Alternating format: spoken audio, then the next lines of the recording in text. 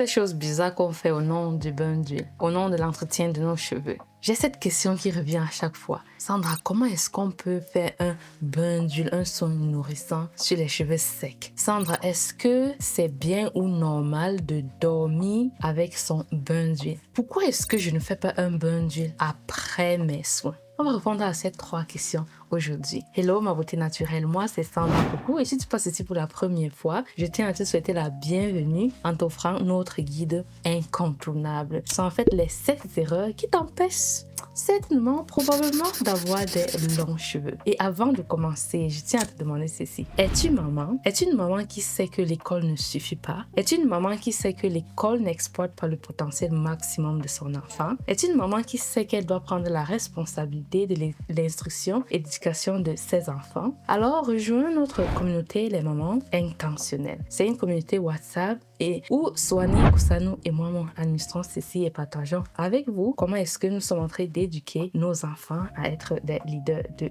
demain. Alors, aujourd'hui, on parle de tous ces trucs bizarres qu'on fait au nom de prendre soin de nos cheveux. J'ai eu beaucoup de questions sur le bain d'huile. Déjà, il faut savoir que le bain d'huile, c'est un soin qui tient à nourrir ses cheveux avant le shampoing. Je peux dire que le bain d'huile a 2 fonctions. C'est une fonction protectrice et une fonction nourrissante. Maintenant, comment est-ce que ces 2 fonctions entrent en jeu dépend de l'aspect et de l'état de tes cheveux. Si tu as des cheveux relativement pas trop sales, alors je pense qu'en ce moment, tu fais une fonction nourrissante. Mais si tu as des cheveux vraiment très très sales, je pense qu'en ce moment, il faut utiliser le bain d'huile comme un soin protecteur. Qu'est-ce que je veux dire par soin protecteur? C'est tout simplement le fait de pouvoir appliquer quelque chose qui est gras, une huile ou encore un beurre, avant son shampoing, afin de faire en sorte que ses cheveux ne s'assèchent pas énormément durant le shampoing. Tu comprends ici que tu devras faire des bains d'huile si tu as un shampoing que tu trouves que ça t'assèche les cheveux. Tu sais, parfois on peut acheter des produits et malheureusement lorsqu'on les utilise, c'est là on se rend compte à quel point ils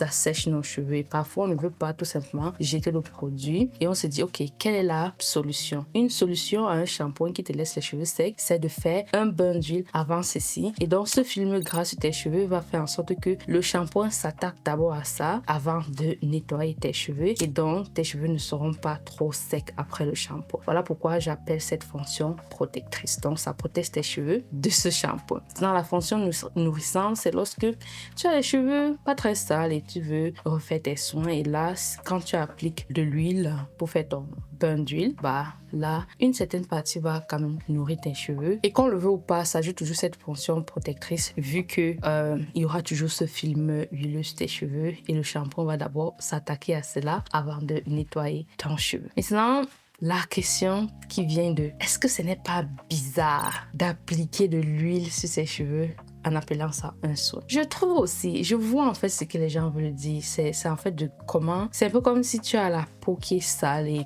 tu appliques l'huile sur ça en disant que tu veux nourrir ton cheveu. Voilà pourquoi je trouve que c'est beaucoup plus la fonction protectrice que je vois lorsqu'on parle de bain d'huile. Donc je recommanderais aux gens de faire les bains d'huile, surtout dans cette fonction de ok, tu as un shampoing qui est très très sec et tu veux pas t'en débarrasser et tu trouves donc cette astuce là pour pouvoir continuer à utiliser ton bain d'huile. Moi aussi je trouve ça bizarre de dire que j'applique un soin nourrissant sur les cheveux qui sont sales. Et donc, je pense beaucoup plus à cette fonction protectrice. Voilà donc pourquoi moi, je ne fais presque jamais des bains d'huile. Déjà, j'ai un shampoing qui me laisse les cheveux doux. Et donc, je n'ai pas ce besoin de me faire un bain d'huile parce que mon shampoing est déjà doux. Et même si j'avais un shampoing asséchant, tellement j'aime pas ajouter beaucoup d'étapes sur mes soins que je préfère prendre une certaine quantité de ce shampoing-là, y incorporer de l'huile, mixer une fois et l'appliquer sur mes cheveux. J'aime pas devoir avoir à faire l'étape du bain d'huile après l'étape du shampoing. Je trouve que trop d'étapes, ça me fatigue et ça ne me fait pas me concentrer sur la partie la plus importante qui est le démêlage parce que c'est là où tout se joue, surtout si tu vas avoir des longs cheveux. Parce que moins d'écasse égale à des cheveux qui poussent encore et encore. Maintenant, je veux répondre à la deuxième préoccupation qui vient encore et encore de Sandra, est-ce que c'est normal, ça fait un sens de dormir avec un bain d'huile? Déjà, je tiens à te dire que j'ai déjà fait ça, ok? Donc, quel que soit ce que je vais te dire après, il faut savoir que je suis aussi passée par là. Ma réponse est non. Je ne recommande pas. Yes, babe. Yes, come. I'm making a video. You want to come?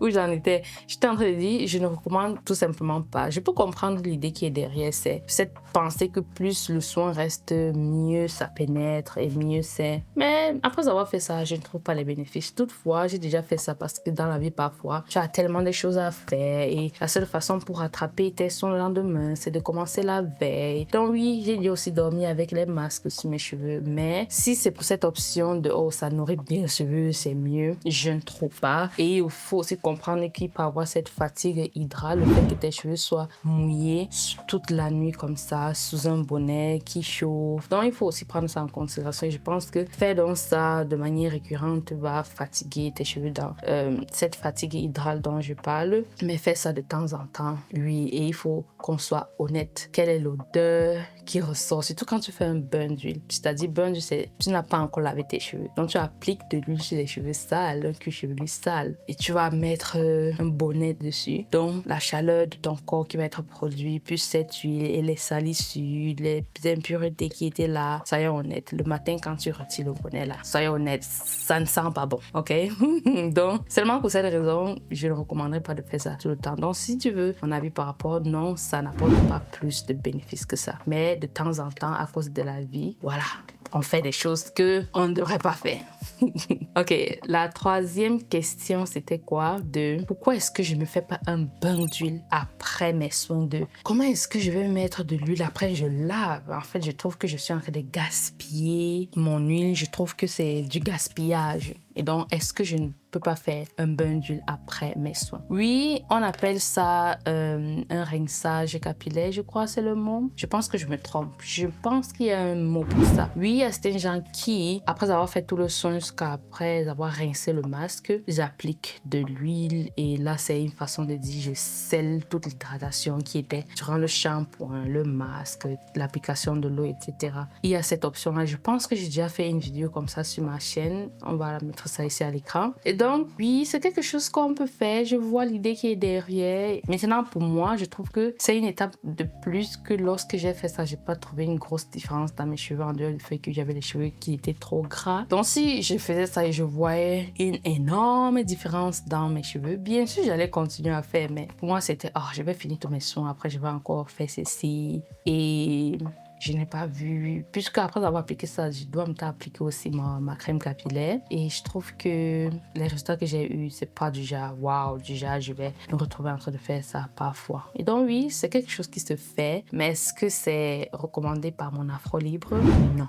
Chez mon Afro Libre, pour nous, c'est la simplicité. Shampoing, masque, mise en pli. Plus simple c'est. Et maintenant, quand tu sais bien faire chaque étape, tu connais bien choisir les produits pour chaque étape, tu as les résultats. Et donc, vouloir compliquer, ajouter plein de choses, je trouve que moins on fait, mieux c'est. Parce qu'il y a quelque chose qui est dans nos cheveux qui est ce qu'on appelle le démêlage, qui est quelque chose que si on ne maîtrise pas, ça prend beaucoup de temps. Et parfois même que tu maîtrises ou pas en fonction de comment tes cheveux sont démêlés, ça prend un certain temps. Donc, je préfère avoir le moins d'étapes possible afin de pouvoir accorder son temps à ce démêlage. Mais si tu vas faire bain d'huile, shampoing, après shampoing, masque, rinçage à l'huile, voilà, c'est ça le mot, rinçage à l'huile, et ensuite mise en pli, ça c'est 8 étapes. Donc c'est 8, non? Ou 7 ou 8 étapes. Qui va faire 7 étapes ses cheveux? Maintenant tu vas faire le démêlage quand? Tu vois? Et donc voilà pourquoi je ne recommande pas avoir toutes ces étapes-là. Je suis contente d'avoir répondu à ces questions que je reçois encore sur le